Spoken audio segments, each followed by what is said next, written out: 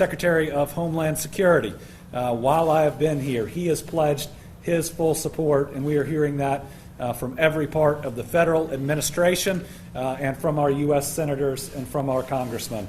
Kentucky is united today behind the people of Western Kentucky. We want to be here to help dig out, to help make rescues, to help provide when people are suffering, and then to help rebuild. This is not a one-day thing. Now, this is one state, and we will stand united to make sure that we can lift our families back up. But please know that there are a lot of families that need your prayers. Prayers that somebody may be found, or prayers to help them through the grieving process. Dawson Springs up the road also hit incredibly hard. That's where I'll be headed next. I want to call on a number of people today to give you an idea of different things that we are doing. I can tell you that the state of emergency was put into place last night before midnight. The National Guard is deployed and will be in communities very shortly, and that is now going to be augmented. We need more individuals in the field. We're going to hear from our Adjutant General in a minute. But first, I want to turn it over to Jesse, the county judge here, who has been working really hard, and then we'll hear from the mayor. And then we'll move to emergency management, National Guard. We'll hear from the Transportation Cabinet and what they're doing, state police, and others. Judge. Thank you, Governor.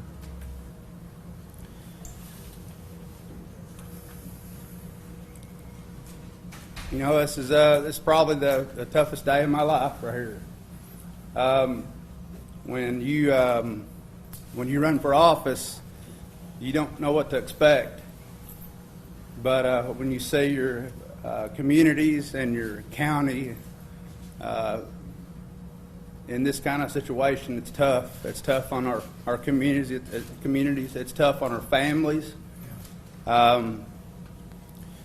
You know, last night I was with my family, and I was watching. We were watching this storm, and we were watching Noah and Trent. With the weather, the Local 6. And, you know, those folks did a really good job of informing of what was going to happen. And, but I had an eerie feeling about it, I can tell you that. I didn't really feel good about it. And as this thing was, as the governor said, for the 200 miles it was on the ground, watching it head toward Graves County,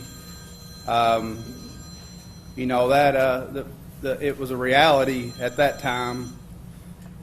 So the only thing I can say to you all at this time, what we need from everyone is we need your prayers.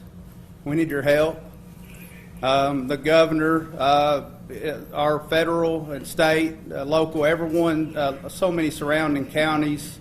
Judge Clymer is here with us, our adjoining county. Our local officials right now, you want to know where heroes are. They are out here in the trenches trying to find people. That's what they're doing right now. And they don't ask for nothing. They just want to resolve the situation and help somebody. There are people coming from all over the country here right now. We are very blessed with what we're having with the help and the situation. Our sheriff's department, and I'm not going to start naming folks, our police department, our fire departments, our volunteer fire departments, our EMS, our hospitals, our health departments. So many are out there right now, and they're going through. And you know what's? We're all here, and right now there are still streets and roads that are blocked. People needing help. So I ask you, prayer, prayer, prayer. Please pray for these folks. They will need supplies. The governor's helping with his administration to help get supplies in here to Graves County. But what I'm saying to you is, if you just need, somebody might just need someone to talk to. Right now, Mayfield High School, there's 50 people waiting to go somewhere. They have nowhere to go. They just need somebody to talk to. And we are in this warm room right now, so just realize that there are people still cold. The temperature's going to drop tonight.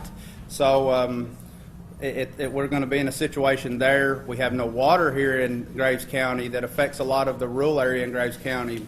We're going to work through that with Maple Water and Electric and a lot of our utilities. The power is out, Mayor, for several miles around the city. There again, I'm asking for each and every one of you to pray for our community. Thank you.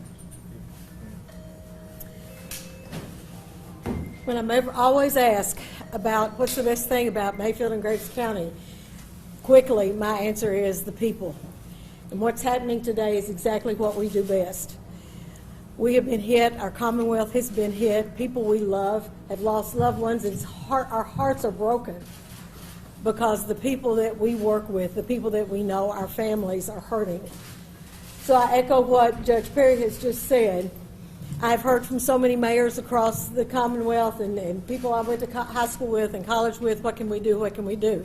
And right now what we need from people who aren't standing in this room and directing other people is just to pray for us. And we will be fine. It's going to take us a while, we will be fine. But today we're going to focus on those who have lost so much.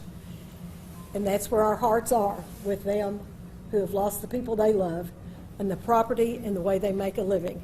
So pray for us, stand with us, and we will come out stronger because of this. Thank you. Next, we'll hear from Director Dossett from Emergency Management. We have an incredible team locally here, augmented by the state. I've watched it all firsthand, being in the Emergency Operations Center since about 1 o'clock this morning and hearing the reports, but also the response come in real time. I believe within the hour or so, we will have a federal disaster declaration. I've been assured that by the Secretary of Homeland Security and folks at the White House. It's going to let us be reimbursed quicker. It's going to bring some additional resources here. We will see more resources coming into this area to respond to this disaster, I believe, than we've ever seen. Director Dossett. Thank you, Governor. And my first comments are to those families of those we have lost. My sincere hope for a speedy recovery. We'll be with you for weeks, months, and years in this fight.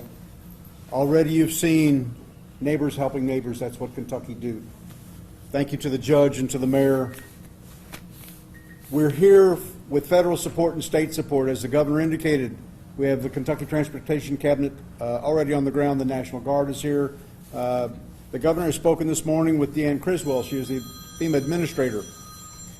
Already in progress on the highway is a FEMA USAR team, which will assist Graves with the search and rescue out at the plant. We have a power assistance package coming, generators that can power up to a facility as large as a hospital. We have an IMAT team. These are incident management teams that organize the entire effort for weeks. We have an incident support team, which will come right here in Graves County and assist in organizing the search and rescue efforts. I want to thank Louisville Jefferson County Metro EMA, came down, got on the road within 2 hours, and they brought assets from Pleasure Ridge Park, and they're going to be staying for several days. And thank you most of all to all the first responders. You are the true heroes. You were out while the wind was still blowing and the thunderstorms were passing through and the squall lines were here. So thank you for that. We're also looking at, as the governor indicated, we are asking FEMA for immediate reimbursement for Category A and Category B damages. Many of you know what that is, and that will be an immediate process. We have teams from Kentucky Emergency Management. We're sending an IMT team down here as early as tomorrow. So the resources are flowing. We have water on the road. I know your water system was destroyed, including the tower. We also have just had a generous offer from Walmart to start doing drop shipment of bottled water, and we'll continue with that. We're here to help you, and again, any support that you need, don't hesitate to call the state EOC through Tracy. Thank you. Some outside the region, maybe even outside the state, are already asking how they can help. We are working right now on setting up a direct fund. It's going to be, I believe, called the Western Kentucky Tornado Relief Fund, that we're going to be able to accept help into and direct it here in the ways that it's needed the most, and to be able to be flexible with the leadership here. That is in process. But I hope everybody can see that this whole state is with this area. You don't just have the governor and the head of all emergency management. We have the head of our Kentucky National Guard, which deploys at all of our largest emergencies. He's here to witness it firsthand. We're already staging operations in, what, about 8 counties or close to it, with requests still coming in. So General Lamberton.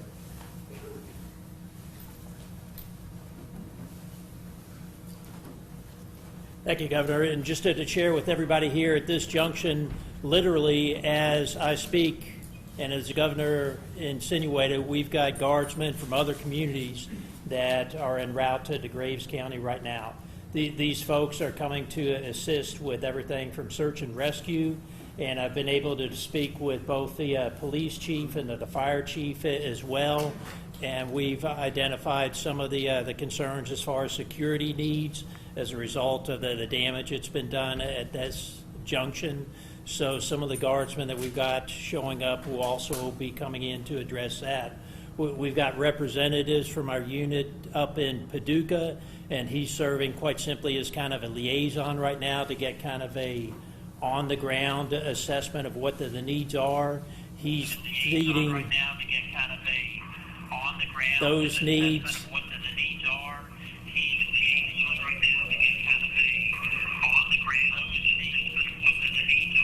What that phone said. Wait a minute, that's this one.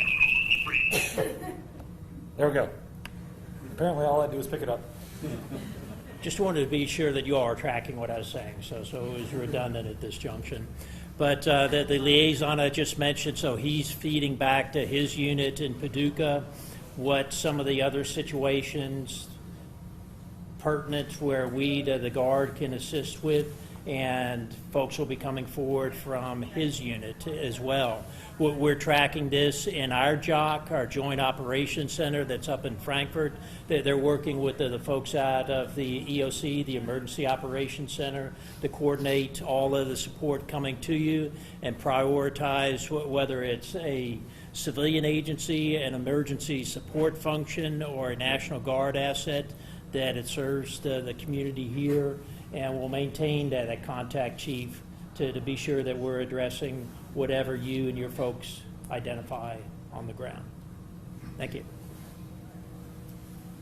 I think as of this morning, we deployed a little over 180 National Guardsmen. We are increasing that number as more requests come in. Also trying to use our armories in different areas like Taylor County and others as a place of refuge for people. I know one of the big challenges is debris removal.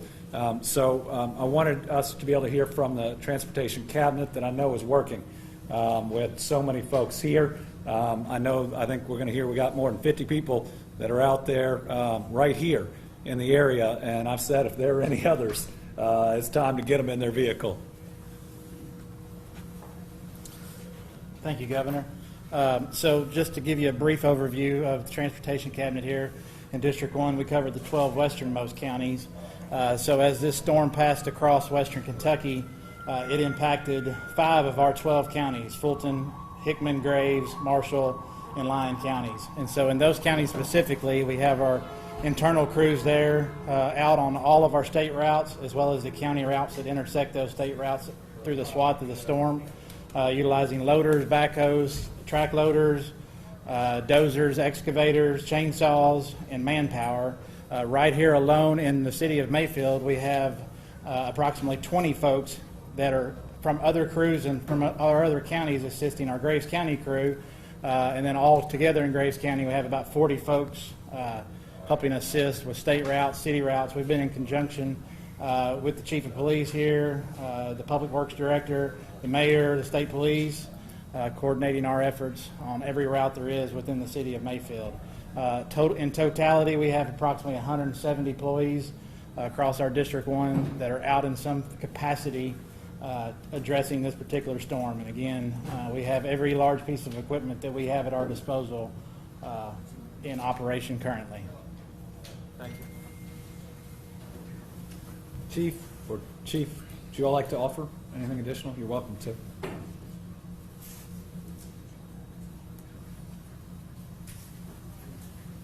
Oh, I wanted to make sure we had an opportunity to hear directly from them. They've been doing this work through the night. Then we'll hear from the state police, and we'll open up for questions. I do want to thank ATF that is here, bringing in even more individuals to help out. We appreciate our federal partners. My name is Jeremy Creason. I'm the Fire Chief and EMS Director for the City of Mayfield. Just a quick update. First, our priority one right now is the MCP candle factory. That's where the bulk of our assets are right now. Still working through rescue and recovery operations. It's a large facility that was devastated in this tornado, so it's going to be a long, difficult job. But we've got good crews out there. We've got a lot of help from across the state coming in. We're very thankful for that. As of right now, our EMS volume has stabilized. We also have a lot of EMS crews coming in from across the state. As of right now, 11 different counties have sent ambulance crews to Mayfield to assist us. I can't say thank you enough for the help that we've received. Everywhere from our neighboring counties to Vanderbilt, the Kentucky Board of EMS has allocated, we hope, an additional 8 ambulances from all over the state of Kentucky to come in and assist us. I want to thank ARIVAC. They have not only conducted 4 scene flights of critical patients, but they've also allocated staffing from other bases to come in and assist us on our ground operations. Overnight, we had 4 structure fires. That very difficult to get to the fires. Once we did, with the help of our volunteer departments in the county, we were able to get each of those fires extinguished. So that threat is under control. We're dealing with some issues right now. Station 1, which is our main station and the hub of our department, we were in the direct line of the tornado yesterday. So that station is fully inoperable at this point. We had to extricate our own fire and EMS apparatus from that building just so we could respond last night. So today, my next priority is going to be to find a new station and a temporary home for 45 firefighters and our apparatus. But again, I just want to thank all the support that we've received across this room, across the state, the people that have called and just showed up to help. I can't say enough just at how honored I am at the love that we've been shown by our neighbors. So thank you. Thank you, Chief.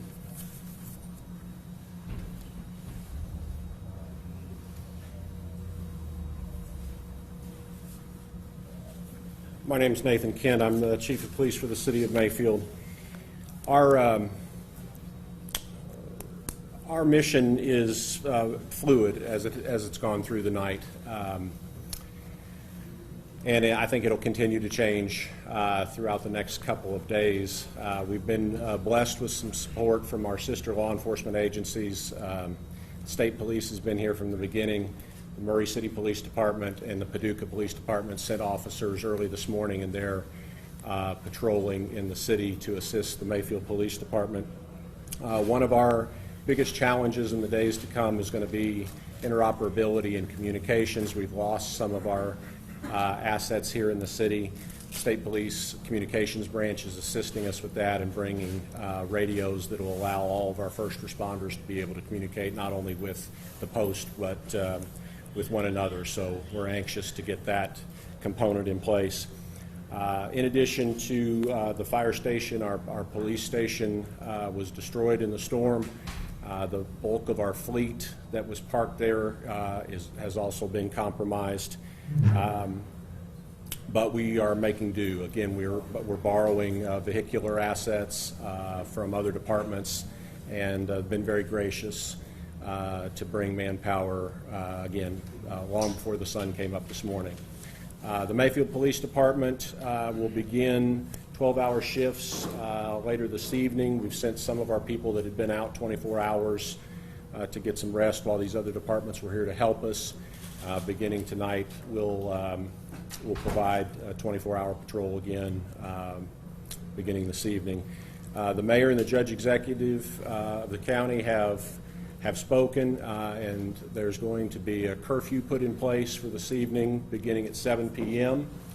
The particulars of that will be that within the city limits and those parts of the county that have been directly affected by the path of the storm. So after dark, we'll go dusk to dawn.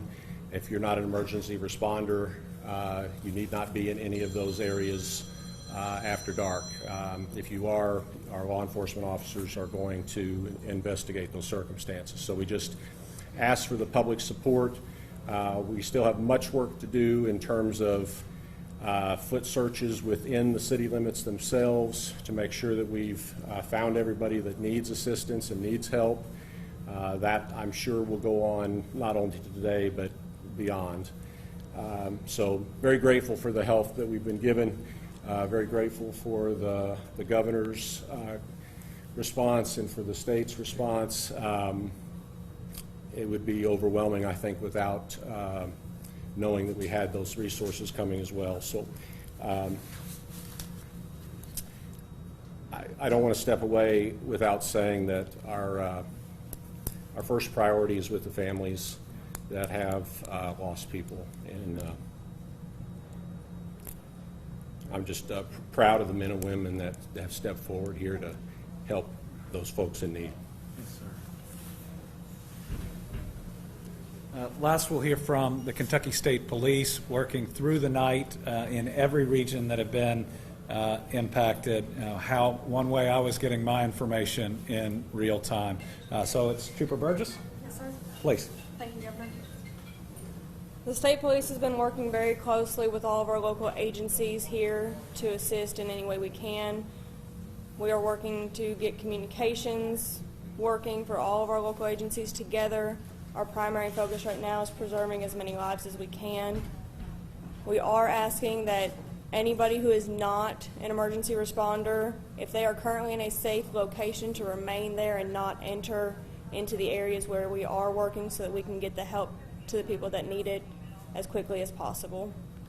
We appreciate all the support from our local agencies that are here to help us from surrounding counties and beyond.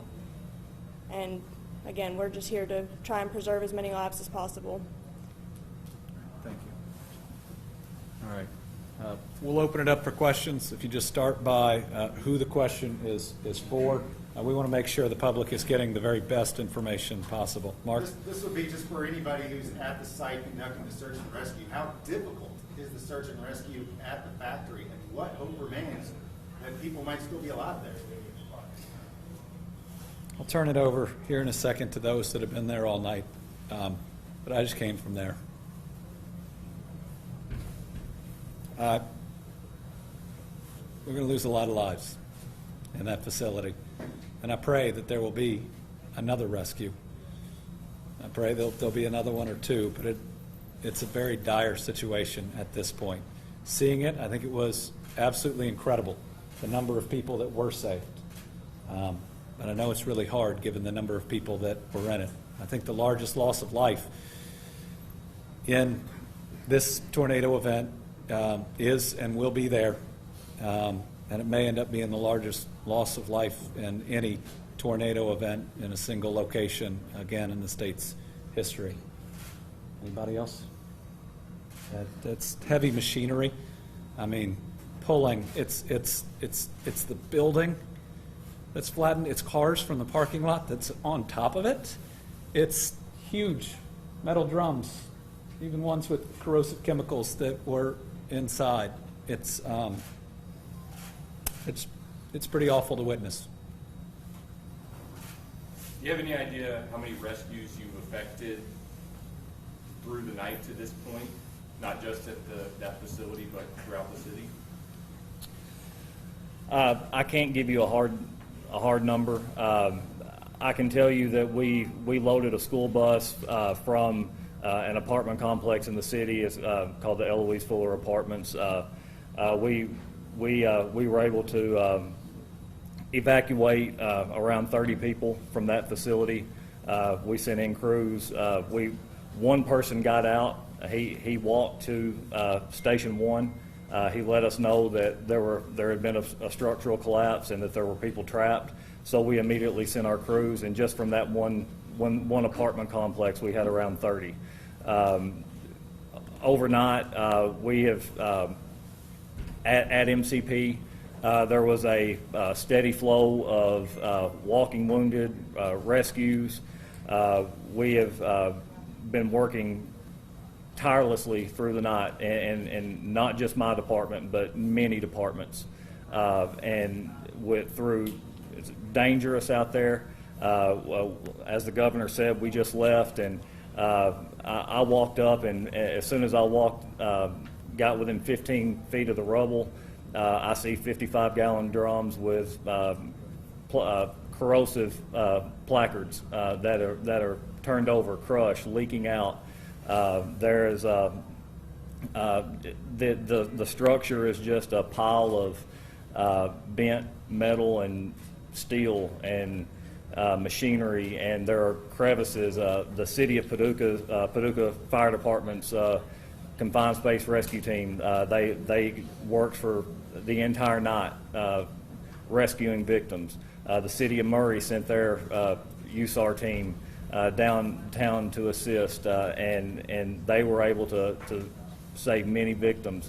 And we had to, at times, crawl over casualties to get to live victims, to get them out, and mark those casualties as we work our way through the rubble. That's just a picture of what they're dealing with down there.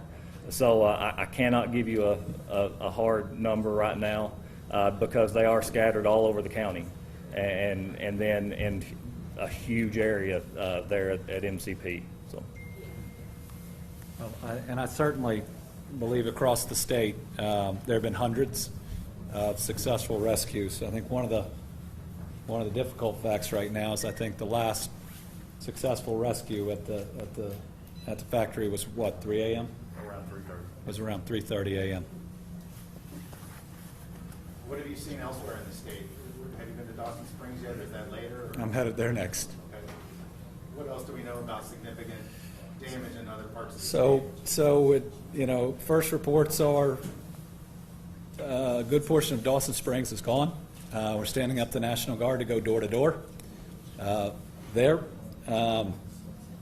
Muhlenberg County has lost at least 10 individuals there, and it wasn't hit as hard as some others.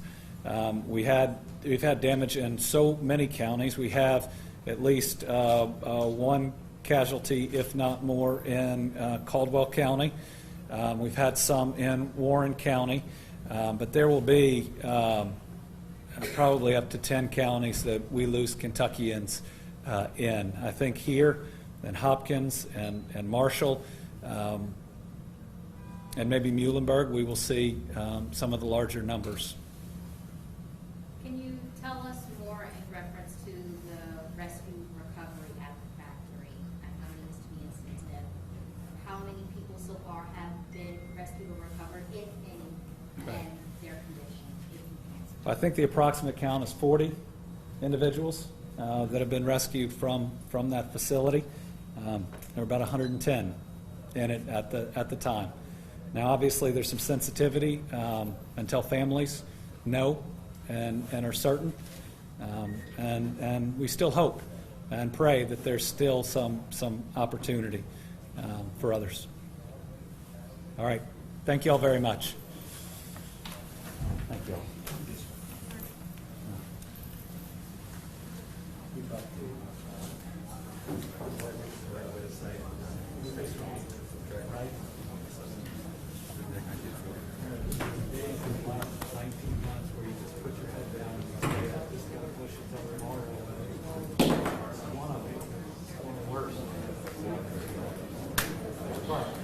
Anything you need, let us know.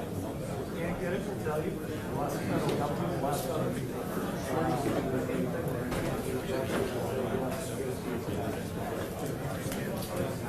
It's all us talking.